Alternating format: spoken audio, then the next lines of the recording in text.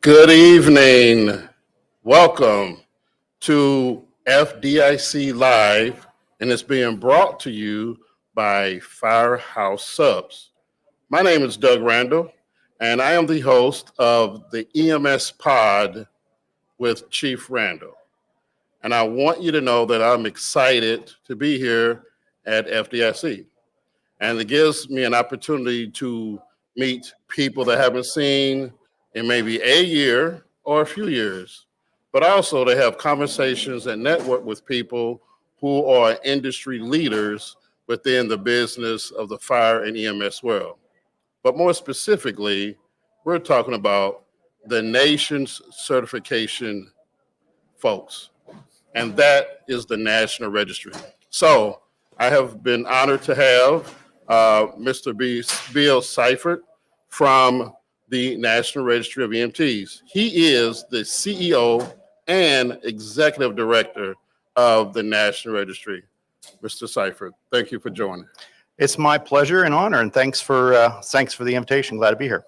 This is starting to feel like an annual event, having someone representing the National Registry talk about what's happening and what's hot within the organization. So I appreciate your leadership in making this happen. We are happy to be here, and truly, it's an honor to share that with our fire and EMS colleagues, many of whom are attending this conference. So happy to be here. Very good. So let's get into it. I always like to start by just talking about where did you come from, right? And you're in this spot and you came from somewhere. Give us a little bit of your background. Sure. So when I was, as many people, when I was younger, I started as a volunteer firefighter, got my firefighter training, went to EMT, subsequently got my paramedic in a fairly rural part of Maryland, Western Maryland. From there, I went to college, undergrad and grad, focused on EMS, emergency health services. I interned and subsequently was employed at the state EMS office in Maryland for about 13 or 14 years. Really had a passion for certainly competency, measuring competency and assessments. And then after 13 or 14 years there, I went to federal government, was there for 5 years in Department of Homeland Security, overseeing EMS system. And then before coming to National Registry, I worked for about 3 years at another certification organization for sonographers. And I missed EMS, and this job became available, and I applied, and I subsequently got it. So it's kind of taken my passions of EMS and testing and certification all together in one. And I'm proud to have been selected in June of 2018. I've been here over 5 years at the National Registry. So yeah, from the humble beginnings back as a volunteer firefighter, EMT, and found my way and my passion through here, all the way to here. Yeah, so you used the word passion, and then you added the certification piece, right, and assessment. Where did that come from? It's not a very common thing. Most people would say, I just want to help people, but you already had a passion for this early on. I did, and I actually started when I was interning at the state of Maryland, also known as MIMS, the Maryland Institute for Emergency Medical Services. While there, I realized, I can, as a paramedic, I can impact one patient at a time, or two patients, depending how many you have in the back of your rig. So I can either impact one or two patients at a time, or through policy, through making sure that when you call 911, that medic or that EMT that shows up is competent. I realized there's a much greater impact in terms of helping society and making sure that we can make a difference. So yeah, I want to make a difference. I just like to make it at a bigger scale, and using my talents in the testing and certification industry. So if I would use a food reference, I guess most EMTs and paramedics, just like me, when I first got into the business, I just wanted a plate and then another plate and then another plate. But you came into this business looking for the buffet. I think that's a good analogy. It is. And it's a matter of perspective. Even though I haven't run as a paramedic for many years, I still have a liking for it and a passion for that, just as much as my testing and certification passion. So it's kind of it's a unique niche. Most people that are in the testing and certification industry are very similar. It's a unique group, but when you are bit by that bug, you are bit by that bug, just the same as in fire EMS. Yeah, so a unique group, but ultimately a necessary group. Yeah, to protect the public. Like I said, when you look for an appointment with a lawyer or with an attorney or with a dermatologist or any other physician, you can go through the Google references to see how good that doc is. You can't do that when you call 911. They've got to be competent when they show up. And that's where I think we take our role and responsibility at the National Registry very seriously to help ensure that those EMTs and those medics are competent from the entry level all the way throughout their career. Well, let's jump right into it. Sure. Every year, I get to have a conversation with you or someone in your staff about what's new, and I'm always literally hungry to find out. So what you got for us? So there's two big initiatives I'd like to update you and your listeners or viewers on. The first is it's not new. We've been talking about it for a couple of years, but the ALS redesign. And that's the redesign of our examinations for our AMT and paramedic. And we're excited about the improvements. The second is with continued competency. And it's a new way of thinking about continued competency. And we'll be having more information released about that this year. And I would encourage your viewers to check back at our website at nremt.org to look at the key initiatives and updates on the happenings of the National Registry as it relates to these two. But ALS redesign and continued competency are the two that I'd love to talk about. Okay. All right. So when it comes to this new exam, there are people who are in paramedic programs and the instructors are teaching them, and they took this test maybe just a few years ago, and now this scary monster of something new is coming up. What can you tell us about this new exam? Sure. And it's I agree with you in terms of how many people describe it as scary and any change is difficult. We get that. And, we've been very intentional for a few years now, actually 2.5 years at least of preparing the community for this. So much so that if you go on our website, you can look up the ALS redesign and then go down to some of the sample questions, which I think you had the opportunity to do last night. Yeah. So the questions are focusing more on clinical judgment. So for paramedics, about a third of the examination will be focused on clinical judgment. And we're doing this because our recent practice analysis from 2019 it was also updated in 2021 showed us that advanced EMTs and paramedics have a higher need for showing some degree of competency with clinical judgment. And that is, given information, how do you process that information? How do you act and react to it? And then assess your finding or assess your any management or treatment that you may have done and then continue. So it's a continuous cycle. And that's what we realized. Clinical judgment is very important in EMS. And we also found out it's not unique to EMS in terms of this finding. There's a couple other healthcare professions that have gone down this path. They're ahead of us already. So starting back in 2021, we started to draft up a path forward as far as when we can launch this. And on July 1, 2024 is when we will be launching our quote unquote new exam. It will still, for AEMT and paramedic, it will still contain all of the domains that previously have been tested for the cognitive exam. So the candidates will get that. It's just that 1/3 of the exam will be focused on scenarios. And you'll be given a scenario, let's say a diabetic emergency. And there are 3 phases to the call. There's pre-arrival, so the things you think about and do and communicate while you're en route. If you get toned out for a diabetic emergency, there's certain things you're going to be thinking about, certain equipment you're going to be preparing. So we test on that aspect. And then there's the on-scene aspect, the second phase of the call, where you arrive, make sure the scene is safe, you do a patient assessment, you determine, your differential or what essentially is going on here, and then you're going to manage the patient, whether it be with a medication or whether it be with a procedure, and then you're going to reassess that patient. And then you're going to transport that patient, which is the third phase. So post-scene, you'll transport that patient ultimately to a destination, or there may be a refusal depending on the circumstances. So we assess a scenario at 3 different phases and ask on average between 8 and 9 questions overall throughout that whole call. So it's a scenario that has a variety of different kinds of questions throughout it that focus critically on that clinical judgment aspect that clearly came up in our practice analysis, but also has often been, since I started in 2018, a request, how can you better assess these candidates to be more street ready and understand clinically what's going on, which essentially they were saying is clinical judgment. So in our practice analysis honed in on that. Now we're testing on it. We've been testing on clinical judgment questions, these scenarios, since about November or October or November of 2022. So for over a year, but about a year and a half now, we've been testing candidates on these new questions. They're performing quite well. So we're pretty confident in terms of they are measuring what they're intended to measure.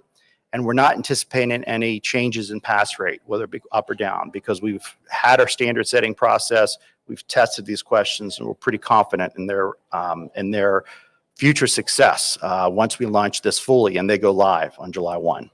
So you've been doing a lot of testing of the test, so to speak, right? Yes. Those questions. And so they've been inserted, but not counting towards someone's score, correct? Correct. And in addition to that, our exam development process has panels of experts from all over the country, representative of the country, who come in and review items that are written by largely EMS educators, others in the EMS industry. So a set of individuals write the questions. Another panel will come in and review those items to make sure that they're accurate. And we'll reference them certainly to textbooks. If there's evidence-based guidelines, we'll reference it to that. And then we pre-test them. So all that happens before pre-testing. And then they stay out in the field. And the candidates who are testing don't know which ones are live and which ones are not. But we'll gather data on them to see how well those items perform. And then we'll analyze them and have another panel look at them after they come back out of the field if they need to have any adjustments made. So it's an exhaustive process. It is. Yeah. On average, just to put a dollar sign to it, it costs around $1,800 to get one question or one item on an examination.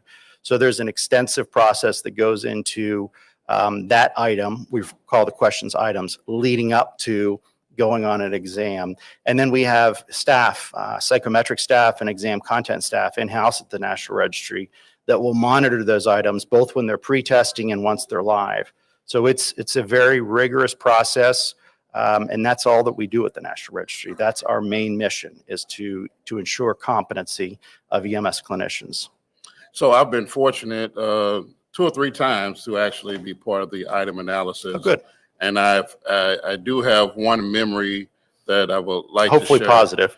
Well, it was a lesson for me. Oh, okay. And so they gave me a topic, and I had to write some questions.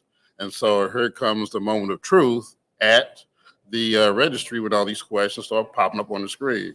And I don't remember all 25 of my questions, obviously, but there were certain ones when they popped up I got excited about. So there was this one particular question that I wrote, and it included the phrase buffalo fish. And it was something about respiratory problems and I think allergic reaction. And when the other members of the panel read that question on the screen, all of them collectively asked, "What's buffalo fish?" So I immediately climbed under the table, disappeared, and they threw out the question because it was way too regional for it to work. Yeah, and that's the one piece. And you highlight a good example. I could give you a couple others, but we're very intentional to be mindful of bias. We don't want there to be a regional bias for someone that's taking our examination. Hence the national standard, our practice analysis, which is based on a national standard, the national education standards, which are based on a national level. So it's easy to get into a regional or a local bias. And obviously we're very intentional about that. So in that case, even though it was humbling, the system worked. So good. Well, yes, it did work. So not only do you talk about, or you really practice the regional bias, but you also are conscious about the biases when it comes to different groups of people, minorities versus groups that are local versus foreign. And you really focus on making sure that no matter where you come from or your educational level, there's a standard, but it's fair. And I want to make sure that people understand the test is tough. And in order for someone to come save my life one day, I want them to take a tough, fair exam. Mm-hmm.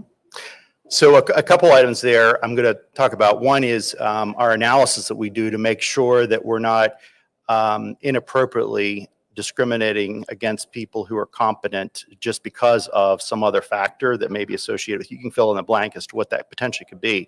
And then the second thing is the examination is fair. You're right.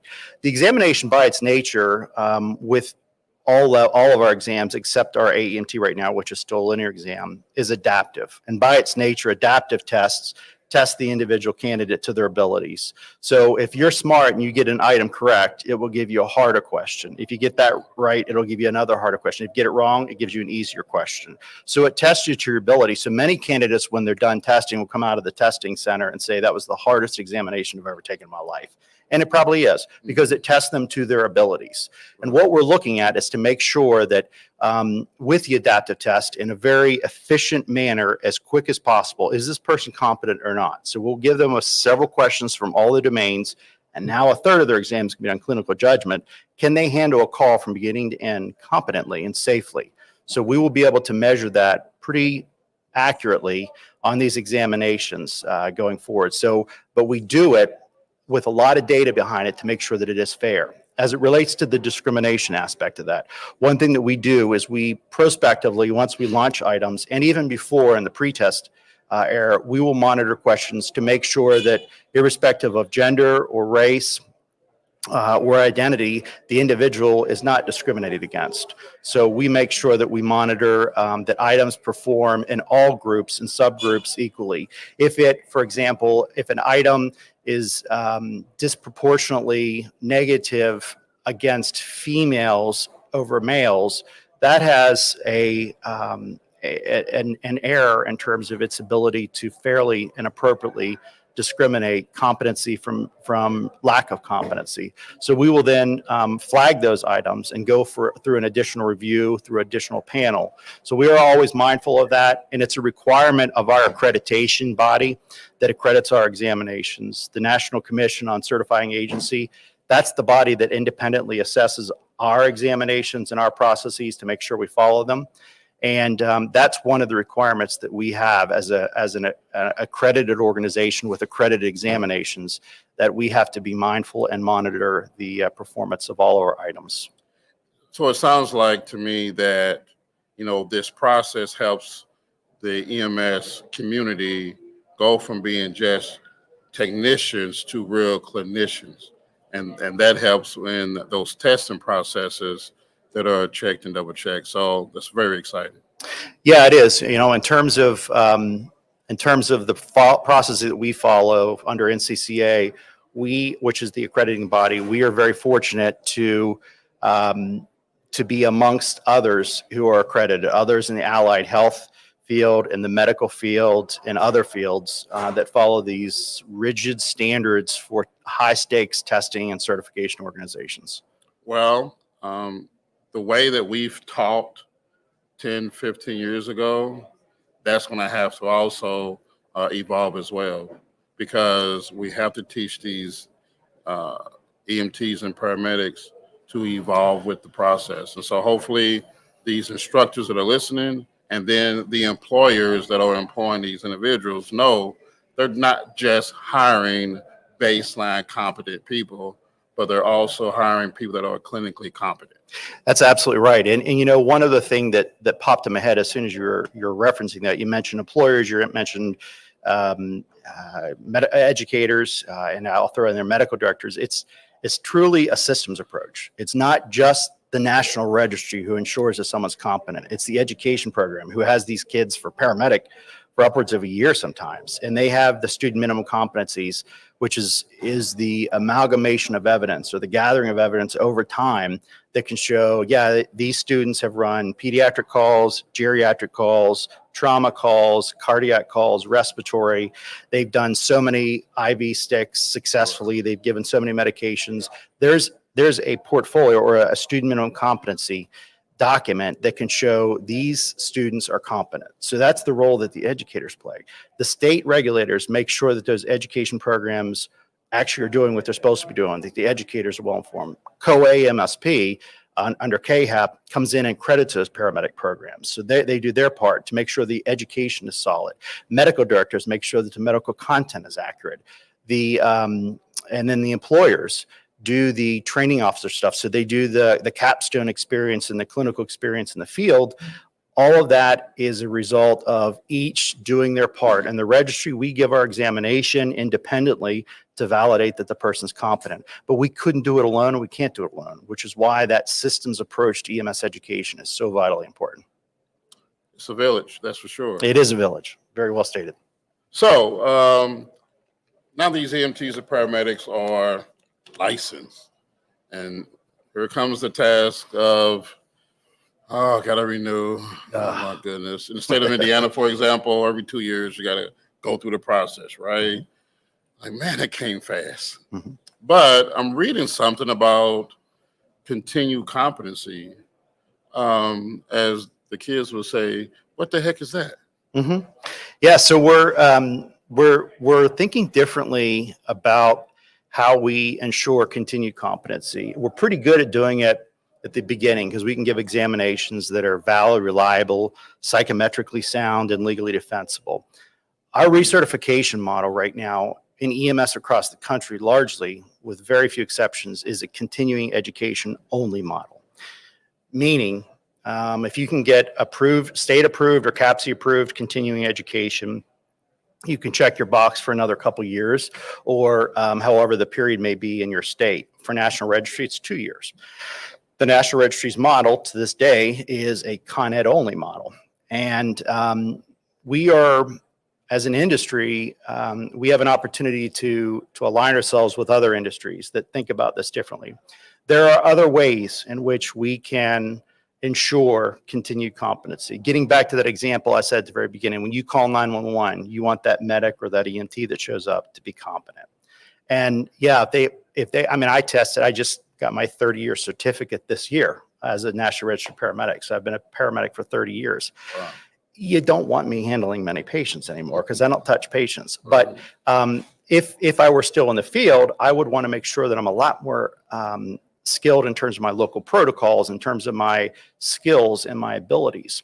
And it's necessary that we think about this concept, as I said earlier, of a systems approach to ensuring continued competency, because employers are with these nationally certified, national registered paramedics every day. The educators are with them pretty routinely, and often educators will work in concert with the medical director, who identifies trends when he or she is looking at the electronic health records or the EPCRs to ensure that, you know, we're having an uptick of respiratory distress that we're not handling well. So maybe we need some more education on that and the continuing education. So education can be targeted. But we also have some other activities such as, you know, skill or new skills or skill sign off, new equipment orientation, and other non-traditional activities or traditional activities that we've not given credit for, but they help to ensure continued competency. We also have some new concepts, such as new to EMS, but not new to others professions, called longitudinal assessments. And a longitudinal assessment is used by many in the medical profession, where they can be taken on your phone.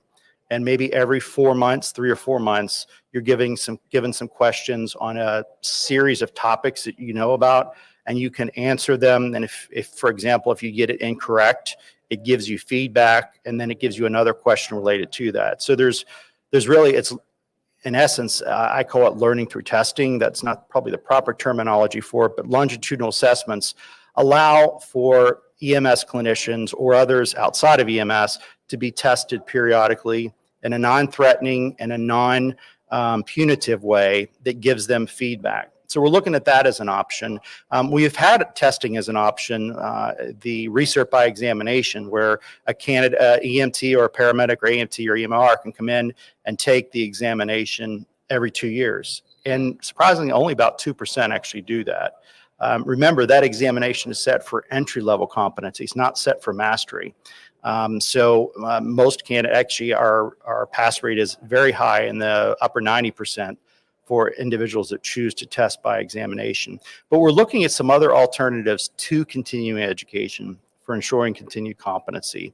And the list is long, but these are other alternatives that could include activities. They could include different podcasts. For example, the challenge is, how do we have some checks and balances so that if they're audited, we can ensure that the content was delivered or the activity was done.